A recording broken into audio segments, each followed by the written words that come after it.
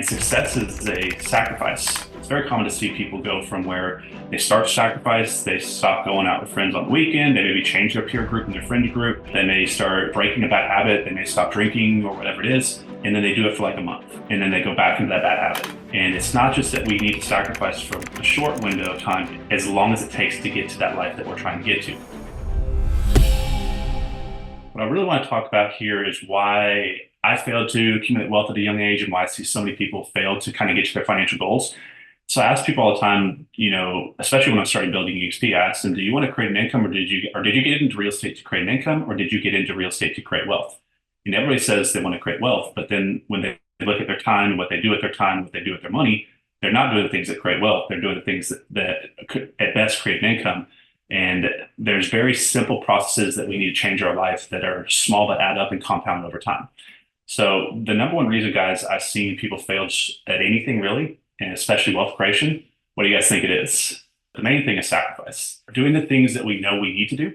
So every single day and every single week and every single month and year, guys, we have all sorts of things in our life that we want to do. We want to go out with friends. We want to go partying. We want to, see the world. We want to watch movies and scroll through social media and things like that. And yet we also know the things we need to do.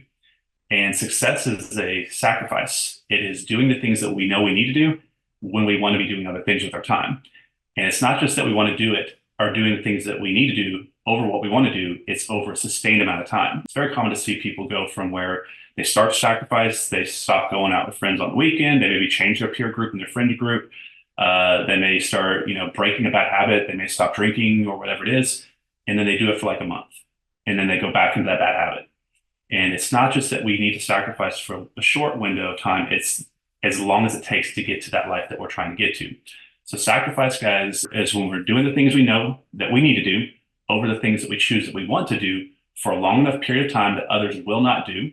Those around us are the ones that pull us away from wanting to or doing the things we need to do because we watch others doing these things that they want to do around us, which makes it hard for us to do the things that we need to do because we're seeing everybody else have fun today. And we have to sacrifice for tomorrow because success is a long-term strategy, right? But if we can do this for long enough, we're going to have the life that we want as long as we want. Now, there's two ways to accumulate wealth. Now, the first one is we trade our time and then we trade our money. So in the beginning, when you have no money, guys, you have to trade your time. So I had no money when I was starting out and I traded my time through playing poker. I created a lot of money and I wasted it and did a lot of things we're going to talk about here.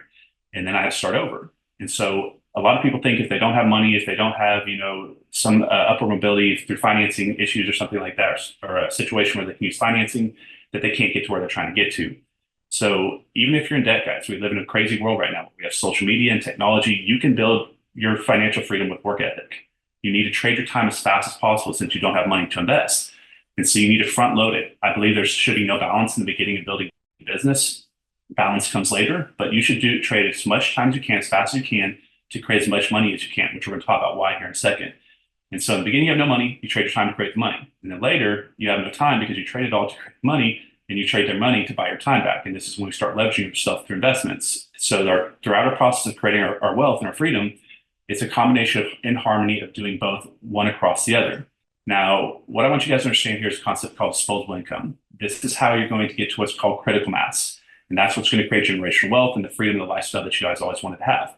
So it's disposable income to critical mass. Okay. So what disposable income is we have a net income. So we're out there trading our time as fast as possible, creating the biggest income as fast as possible with our time. We create a net income. Then we have to take our taxes out of it because we have to pay the piper, right? Have to pay the government. And then we have our required living expenses. Now, why I say required living expenses down there is because a lot of times people put in their expenses for life, all the things that we know we shouldn't be doing. So for example, like I bought 2 full grilled chickens at Sam's Club, and it was like $5 the other day. So think about that. 2 full grilled chickens, cut in half. You have 4 pieces, not because I'm trying to save money, but actually just eat it, because protein and it's good for the body. But if I was eating that and rice and beans, I could literally eat for $5 or less a day. Now think about that. What do we do for our food expenses? One of our biggest reasons we don't get to where we want to is we go to McDonald's, or we go, buy things that we shouldn't be afforded or couldn't afford to do at that moment of where we're at in our career or in our life. And so a lot of times we're spending, think about you have 2 kids, 4 McDonald's meals. How much does that actually cost now? $2,000? Just kidding, right? But it's expensive. And so the cost of food and the cost of living Think about the bills and the things that we're doing. We can get more efficient. We can cut things back. And one of the biggest reasons I think a lot of people struggle is the cost of food. Honestly, we all spend way too much money on food. If you're saving that money, you're putting it back into something that can invest, that can compound, it adds up quickly. So it's our net income minus our taxes minus our required living expenses creates what's called a disposable income. This is the amount left over. These are our warriors. These dollars are our soldiers to go out in the world to go fight a war to bring back more soldiers with them, hopefully not less, right? That we can keep going to war with and build out a financial freedom. Choice people make with what they do with their disposable income and their time is the number one determining factor on does somebody become wealthy or not. So first of all, most people waste their time. They spend it, watching TV. They spend it, scrolling. They don't use their time effectively and efficiently. So you need to use your time correctly on the things you're doing on a daily basis. Once you use your time correctly, you made the money, now they waste the money. So which one is it that you guys are struggling with right now? Is it a combination of both, one more than the other one? Some of you guys are making a lot of money. I see a lot of people use their time correctly and they make hundreds and hundreds and hundreds of thousands of dollars a year. I know a lot of doctors and attorneys and people that have make like 3, 4, 500K a year, that they're still broke. Think about that. So they use their time correctly to create the money, but then they wasted the money. Now, some of you guys don't have it's which one or the other, right?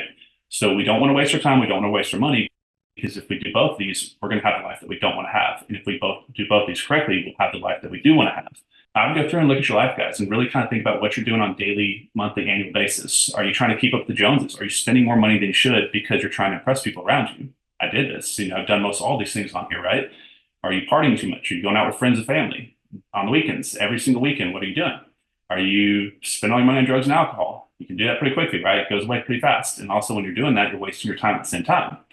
Wasted expenses. Think about how many things that we do how many things right now do you have as like a monthly subscription in your back office, or, gym membership or something that we're not actually using? I mean, there was one point I had like $600 a month of just recurring membership sites or membership access to things that I wasn't actually using.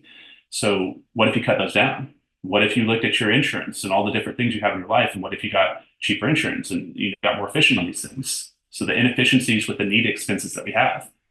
Bad investments. One of the worst things that slowed me down personally was putting bad investments into people or into things that I was doing or businesses. And once that goes bad, we wasted that time and that money, and we have to start over. Too many movies and vacations and so on. So not investing correctly is a big, and then also like once you have your money, not putting in the right vehicle to compound fast enough, meaning relationships to tax avoidance vehicles and things like that, which we'll go into the investment call.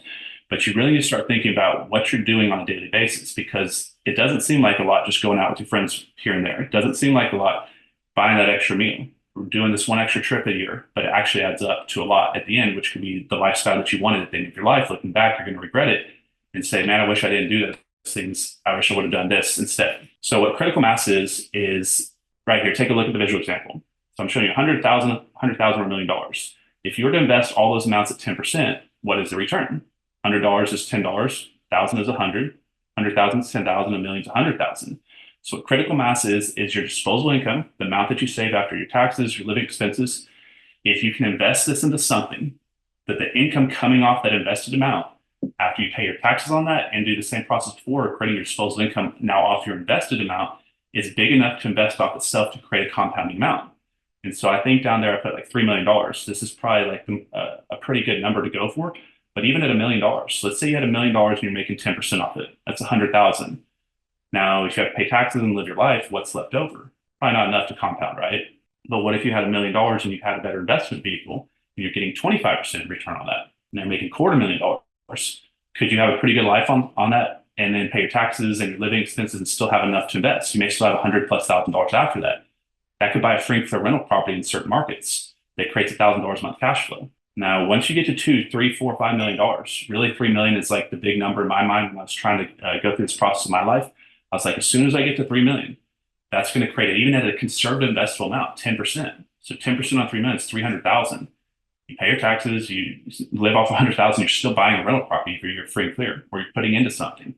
Now, what if you're investing that 20%, 30%, and then you start to understand tax advantages and how to understand bonus depreciation and the ability to invest in real estate and using things like IULs and investment vehicles and retirement accounts and things like that. So what you guys need to think about is, in the beginning, your time is crucial. Trade as fast as possible to create the time trade income.